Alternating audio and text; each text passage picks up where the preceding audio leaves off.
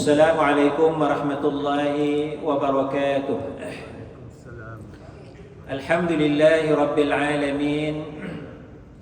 Allahumma salli ala Sayyidina Muhammad wa ala alihi wa sahbihi ajma'in. Subhanaka la ilma lana illa ma 'allamtana innaka antal alimul hakim. Rabbi shrah li sadri wa yassir li amri wahlul 'uqdatam min lisani yafqahu qawli, amma ba'd. Yang dihormati Tuan Imam, Tuan Bilal, Tuan Kuasa Masjid, sidang jemaah, moga-moga kita dirahmati Allah Subhanahu wa taala. Pada isu yang diperdebatkan dalam seminggu 2 minggu sudah, salah satu isunya dalam bidang agama ni ialah isu tentang keislaman Ashabul Kahfi ataupun mereka ni Kristian, jadi kalau kita tengok dalam media sosial tu perang juga lah kot, perang, bergaduh dan sebagainya. Ada 3 panduan di dalam Al-Quranul Karim. Ada 3 panduan di dalam Al-Quranul Karim khusus tentang Ashabul Kahfi. Ada 3 panduan di dalam Al-Quranul Karim, iaitu kata Allah Subhanahu wa taala dalam ayat 21 atau 22, ayat 21 atau 22 suratul Kahfi. Maknanya kalau kita baca tu faham tu, kita tak gaduh lah. Nah, baca tak surah Kahfi? Baca, gaduh tak? Bergaduh juga. Bergaduh ya. Bergaduh kan maknanya sebahagian daripada kita baca tapi tak faham, tak faham panduan Allah Subhanahu wa taala tentang Ashabul Kahfi, iaitu Allah Subhanahu wa taala menghikayatkan tentang bilangan mereka. Allah menghikayatkan tentang bilangan Ashabul Kahfi, Baik, sebelum tu kita tengok kedudukan Ashabul Kahfi. Kedudukan Ashabul Kahfi. Allah tak ada tawad.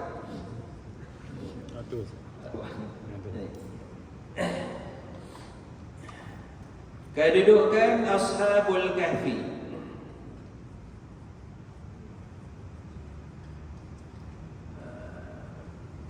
Nabi Isa alaihi salam dan Nabi Muhammad sallallahu alaihi wasallam.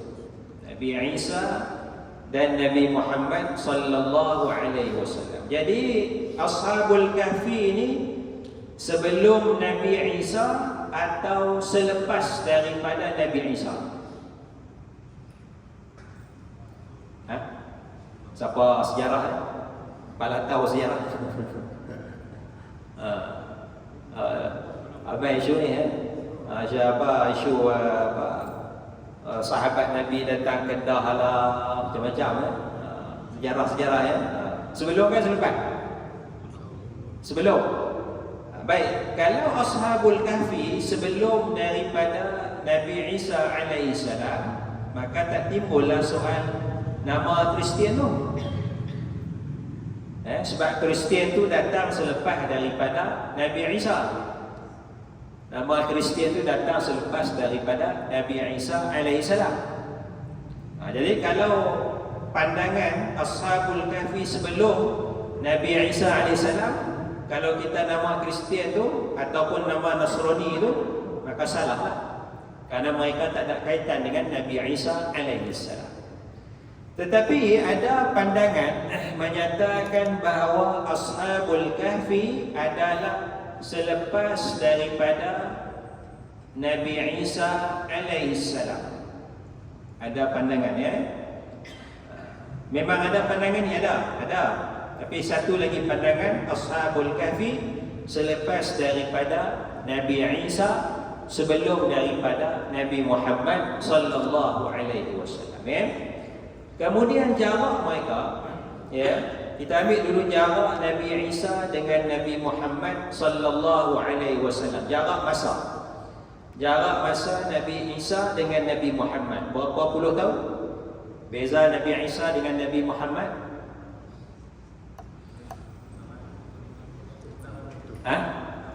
600 tahun. Confirm.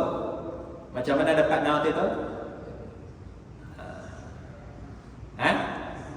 Pasal Nabi lahir tahun Masih sekian-sekian. Anaknya lebih kurang lah, lebih kurang 600 tahun ataupun 500 tahun. 524 ke, sebab sekarang tahun 2024 Masih kan dia lahir, dia kira tarikh lahir Nabi Isa lah. Kalau 2024 Masih kira tarikh lahir Nabi Isa Masih tu kan, tolak dengan tahun lahir Nabi 1500 tahun dulu. 2024 tolak 1500.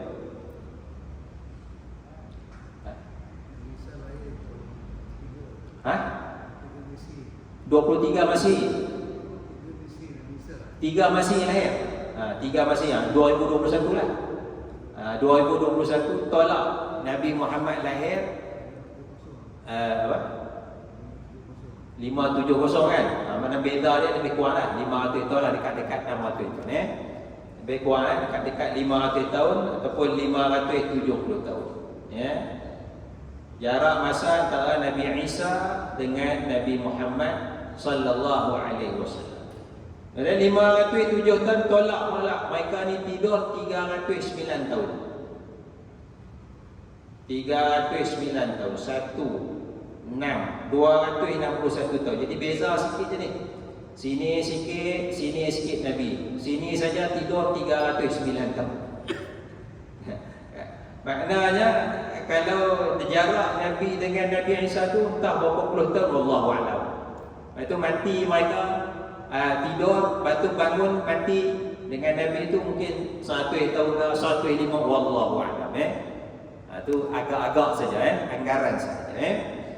Baik. Kita nak cari nama. Nama mereka ni Muslim ke Nasrani ke? Nama mereka ni Muslim ke Nasrani ke? Baik, yang penting Allah Subhanahu wa taala sebut mula-mula sekali. Mula-mula sekali Allah Taala sebut tentang Ashabul Kahfi, perkara paling utama, innahum fityatun amanu bi rabbihim wa zidnahum huda. Mula-mula ayat cerita Ashabul Kahfi itu, nahnu naqussu alaik, kami akan cerita kepada kamu tentang mereka ni. Allah Ta'ala declare awal-awal mereka ni adalah para pemuda yang beriman kepada Allah. Wa zidnahum huda, dan Allah tambah lagi hidayah kepada mereka. Jadi yang ni crystal clear, mereka ni beriman. Mereka ni beriman. Macam kita beriman Allah sebagai Tuhan, maka mereka juga beriman Allah sebagai Tuhan. Jadi tak ada pertikaian. Kerana ini jelas nas di dalam Al-Quran Karim ya. Yang kita bergaduh sesama kita ni, segelintir kita lah, bukan semua. Segelintir kita duk perang sikit-sikit tu, nak letak nama Muslim ke Nasrani ke ya. Baik, di sinilah bila kita lihat Nabi Isa alaihissalam. Nabi Isa alaihissalam di dalam sebahagian di dalam Al-Quran, Nabi Isa berkata, Allah Ta'ala rakamkan ya, kataan Nabi Isa, qala man ansari ilallah.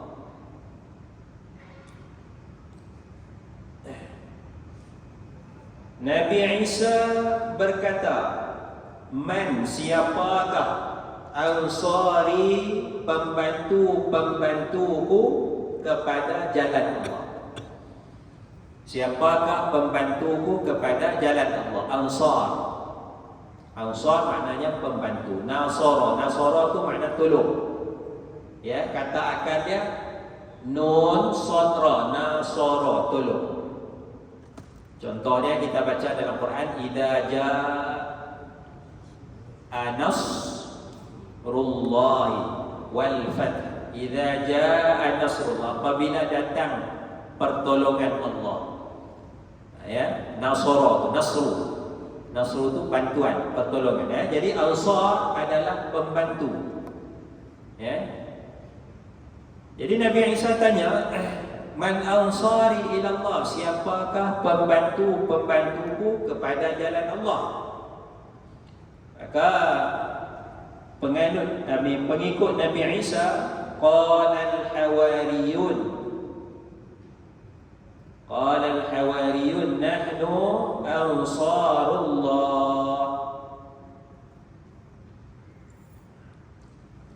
Golongan Hawariyun berkata, kami adalah Ansarullah, pembantu Allah, pembantu agama Allah.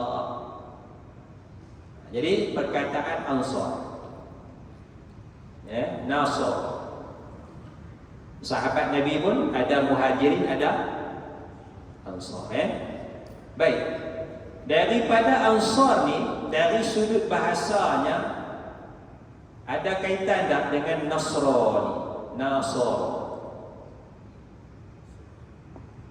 Ada tak? Nasr. Kata akar dia Nasr. Nasrani. Jamak dia Nasara. Nun sadra dia Nasara. Jadi salah satu makna Nasrani itu adalah pembantu.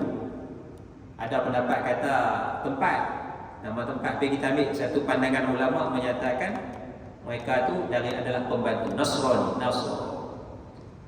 Jadi Nasrani itu orang yang bantu. Jadi tuan-tuan ni boleh tak kalau kata Nasrani belakang ni? Tasri Nasrani. Tak bahasa. Nasrani belakang ni. Semua pembantu agama Allah ni. Bantu agama Allah, Nasrani. Jadi kalau kita faham bahasa tu, orang kata kamu ni Nasrani, alhamdulillah. Alhamdulillah. Kita main bahasa ya. Orang kata apa pada kita tak kesan pun. Kalau kita betul iman kita, hati kita benar kepada Allah, orang kata apa tak ada masalah. Ya, kalau orang kata kita Nasrani, kita channel kan, oh Nasrani pembantu, Nasara, Ansar. Selamat kita. Tak payah ada marah. Kan? Ya. Itu keluasan ya, keluasan faham, cara faham tu. Jadi Ansar, ya. Itu satu pandangan. Satu pandangan itu. Ada banyak pandangan. Sama dengan pandangan sebelum Nabi Isa ke selepas. Saja kita ambil pandangan selepas Nabi Isa.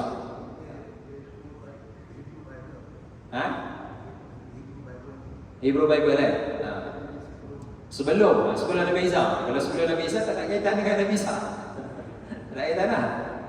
Mana case close lah. Kan? Ada pandangan kata ni. Nasr ni. Baik. Habis mereka ni Islam tak? Muslim tak? Ini bahasa Quran lah. Bahasa Quran. Tapi mereka ni bukan cakap bahasa Arab. Mereka Yahudi kan, bahasa mereka lah. Cuma bila terjemah dalam bahasa Arab, dia jadi Ansar lah. Ya. Kemudian Hawariyun kata nahnu ansarullah amanna billah. Sama beriman. Beriman sama. Kami beriman. Amanna beriman. Ya, beriman. Washhad dan saksikanlah bi anna muslimun. Saksikanlah bahawa kami golongan Hawariyun ni adalah Muslim. Jadi mereka adalah Ansar, pada masa yang sama mereka adalah Muslim. Ansar makna membantu pada agama Allah, dan Muslim maknanya mereka menyerah diri kepada Allah. Ya, menyerah diri, melaksanakan perintah Allah Subhanahu wa taala. Jadi, kalaulah pengikut Nabi Isa ada Ansar, ada Muslim, maka ada juga nama Muslim sini. Ya, sebagaimana kita pun boleh sebut Muhajirin, orang yang berhijrah, kita pun boleh disebut Ansar, kita pun boleh disebut Muslim, banyak nama. Ya, banyak nama, kepelbagaian nama. Tapi yang pentingnya ya isi itu. Isi itu beriman ke tak beriman kepada Allah Subhanahu wa taala. Baik. Kalau Nasrani ni bahasa moden sekarang apa dia? Ya? Boleh jadi apa? Kristian kan? Ya. Sebab bila sampai ke negara Eropah barat dia tak gunalah Nasrani. Dia pakailah bahasa dia Kristian kan? Wallahu a'lam ya. Allahu a'lam. Tapi Nasrani beriman tak? Nasrani beriman tak? Ada ayat dalam Quran kata waqalatin nasara. Waqalatin nasara. Dan Nasrani berkata bahawa Isa itu adalah anak Allah. Isa adalah anak Allah. Jadi yang tu ayat tu menunjukkan kesesatan golongan Nasara. Menunjukkan kesesatan golongan Nasara. Kan? Ada ayat dalam Quran yang memuji Nasara. La tajidanna ashaddan nasi adawatan lil ladzina amanu al-yahuda wal ladzina asyraku. Kamu akan dapati orang yang paling benci, orang yang paling kuat permusuhan kepada umat Islam, orang beriman adalah golongan Yahudi dan golongan musyrikin. Golongan Yahudi musyrikin paling benci kepada orang beriman. Wala tajidanna aqrabahum mawaddatan. Kamu akan dapati aqrabahum mawaddatan lillazina amanu alladzina qalu inna nasara. Kamu akan dapati orang yang paling dekat kasih sayang kepada orang beriman. Siapakah orang yang paling kasih kepada orang beriman? Alladzina qalu, iaitu orang yang berkata kami adalah Nasara. Orang Nasara paling kasih kepada orang beriman. Ayat ni kata kesesatan. Nasara berkata Isa anak Allah, sesat. Tapi ayat ni memuji Nasara kerana mereka adalah orang yang paling kasih kepada orang beriman. Ya. Sebab apa? Inna nasara dzalika bi anna minhum qissisina wa rubbana. Kerana di kalangan Nasara tu ada golongan qissisin, golongan alim, wahruban dan golongan padri. Orang yang betul-betul ikut kitab asal mereka tu, qissisin wa rubban. Jadi ayat ni puji pula Nasara. Ayat ni menyatakan kesesatan Nasara. Ya. Jadi dia kompleks sikit ya. Kompleks. Baik, itu gambaran dia, gambaran perbincangan ya. Gambaran perbincangan. Tapi ada 3 panduan, 3 atau 4 panduan di dalam Al-Quranul Karim terhadap isu Ashabul Kahfi. Ya. Iaitu dalam ayat 22 kalau tak silap Suratul Kahfi, Allah Subhanahu wa taala berfirman tentang pertikaian terhadap bilangan Ashabul Kahfi. Itu Allah menyatakan sayaquluna salasatun rabi'uhum kalbuhum. Akan ada orang berkata Ashabul Kahfi 3 orang. Bilangan mereka 3 orang. Rabi'uhum kalbuhum, yang keempat adalah anjing mereka. Ya, 22 betul kan? Ayat 22 surah Kahfi. Ada. Wa yaquluna khamsatun, akan ada orang kata ashabul kahfi 5. Yang keenam anjing mereka. Tapi Allah kata rajman bil ghaib, sangkaan terhadap perkara ghaib. Orang yang kata 3 tu bukan pasti pun, dia agak-agak je. Rajman bil ghaib, agak-agak. Dia tak tengok pun, dia kata ada 3. Orang yang kata 5 pun Allah katakan rajman bil ghaib, agak-agak je. Mana banyak benda kita akan agak-agak. Sebab kita tak duduk dalam zaman ini. Zaman ni, zaman ayat ni diwahyukan zaman Nabi Muhammad pun, maknanya orang kata-kata pun tak tengok juga. Tambahlah kita sekarang ni. Jauh kan? Itu rajman bil ghaib. Kemudian Allah Ta'ala menyatakan satu lagi pandangan, akan ada orang kata ashabul kahfi 7 orang. Sab'atun wa saminuhum kalbu. Jadi tuan-tuan nak pilih yang mana? 3 orang ke, 5 ke, 7 ke? 7. Ada? 7 dengan anjing. Kita ada 7 mereka, yang 8 anjing. Sab'atun wasaminum, yang 7 wasaminum, yang 8 anjing mereka. 3 anjing yang keempat, 5 anjing yang keenam, 7 anjing yang keempat. Ya?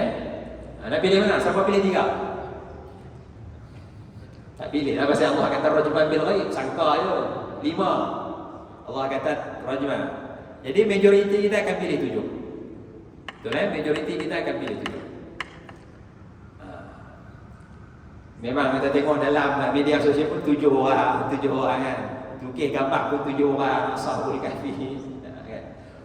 Tapi jawapan dia Allah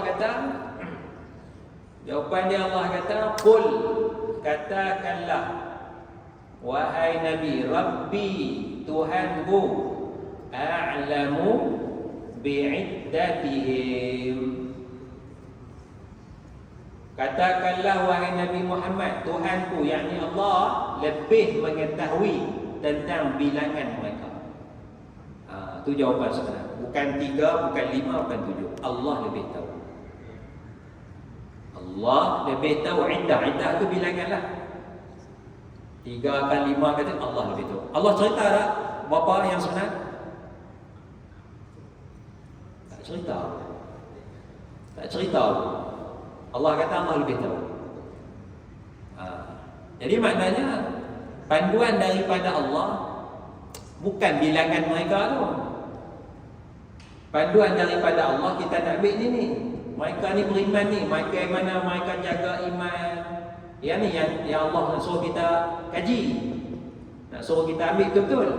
Bilangan mereka tak apalah, 3 pun tak apa, 5 pun tak apa, 7 pun tak apa, 70 pun tak apa, ikut sukalah kata bila. Bukannya rosak iman pun. Kan? Allah lebih mengetahui bilangan mereka. Jadi panduan yang pertama kata Allah, panduan yang pertama, ma ya'lamuhum, tidak mengetahui tentang mereka. Mula-mula kata bilangan, kemudian Allah kata ma tidak mengetahui tentang mereka. Bukan kata bilangan saja. Bilangan mereka, nama mereka, anjing mereka, mereka ni dari mana, kampung mana ke apa, sebelum Nabi Isa ke selepas Nabi Isa ke, ma ya'lamu, tidak ada pun orang yang tahu tentang mereka, tentang ashabul kahfi ni. Tak ada siapa tahu. Kecuali Allah kata illa qalil, kecuali sikit sangat yang tahu. Sikit sangat yang tahu. Siapa? Tak tahu. Mungkin orang zaman tu lah kot. Orang zaman tu pergi tengok mereka tu, lepas bangun daripada tidur tu tengok tu, kau mati pula kan, mati tu. Lepas tu kami nak buat masjid kat sini, tanam mereka. Mungkinlah mereka tahulah berapa orang dan sebagainya. Tapi orang tu pun tak ada lah. Habis mati dah. Benda tu pula bukan ada dokumentasi, tak ada apa. Cerita. Kan? Macam saya cerita bulan sudah lah, cerita Tok Siap mati berapa kali? Mati berapa kali? 9 kali. Cerita zaman Sunan Ampel tu. Sunan Ampel tahun 1400 Masih kalau tak silap. Sunan Ampel 600 tahun dulu lah. Barangkali Tok Siap tu koma aja. Zaman tu mana ada koma lagi kan. Koma pergi tepuk hidup. Ya Allah hidupkanlah hidup ni kan. Allah malam. Jadi panduan pertama tak ada siapa pun tahu. Jadi kalau ada orang duk cerita dalam sangat, adakah orang yang cerita tu dia masuk dalam golongan ni, golongan sikit ni? Tak mungkin lah. Jadi tak boleh cerita dalam sangat. Pasal Allah dah letaklah ma ya'lamu minna, tidak mengetahui tentang ashabul kahfi melainkan sikit sangat. Itu panduan yang pertama. Baik, panduan yang kedua, sekarang kita duk gaduh, tukar pompa, tuduh orang ni sesat lah apalah. Allah Ta'ala kata fala tuma rifihim, jangan bergaduh, jangan bertengkar tentang ashabul kahfi. Jangan bertengkar, jangan bergaduh tentang ashabul kahfi. Maknanya bila kita bertengkar, bergaduh tentang mereka, kita tak ikut panduan Allah. Fala tuma, jangan bergaduh. Kecuali kalau Allah kata nak gaduh juga boleh. Illa kecuali mira'an zahira. Kecuali kalau nak gaduh macam ni boleh. Apa dia maksud ni? Saya punya gambaran saya lah, boleh nak gaduh cara sembang kedai kopi je. Yang tu Allah bagi. Kan? Lepas ni Nabi minum sembang. Berapa? Ashabul kahfi berapa? Sebelum Nabi Isa, habis minum setengah jam 40 minit balik dah. Zuhur lagi tak datang payah Allah. Yang dekat tu boleh. Dekat tu ya. Mira'an zahira tu. Ya. Gambaran maksud. Ya. Saya lah buat apa tesis PhD ya. Saya nak buat tesis PhD. Tajuk apa? Bilangan sebenar ashabul kahfi. Minta dana grant. Nak buat apa? Tak ada faedah pun. Ya, tak ada faedah. Cari tajuk lain. Ya. Baik. Allah Taala tak bagi panduan kedua. Panduan ketiga, Allah kata wala taf, jangan minta fatwa, jangan minta pendapat fihim, tentang ashabul kahfi ini daripada sesiapa pun. Jangan minta panduan siapa-siapa pun. Tok Mufti datang mengajar kita pun tanya soalan, berapa bilangan sebenar ashabul kahfi? Tak payah minta fatwa apa. Allah bagi panduan, jangan minta apa. Minta. Okey, ada soalan nak tanya? Ashabul kahfi. Ada soalan? Jangan tanya, Allah kata lah. Saja nak kita. Jangan tanya. Ada. Saja guru-guru.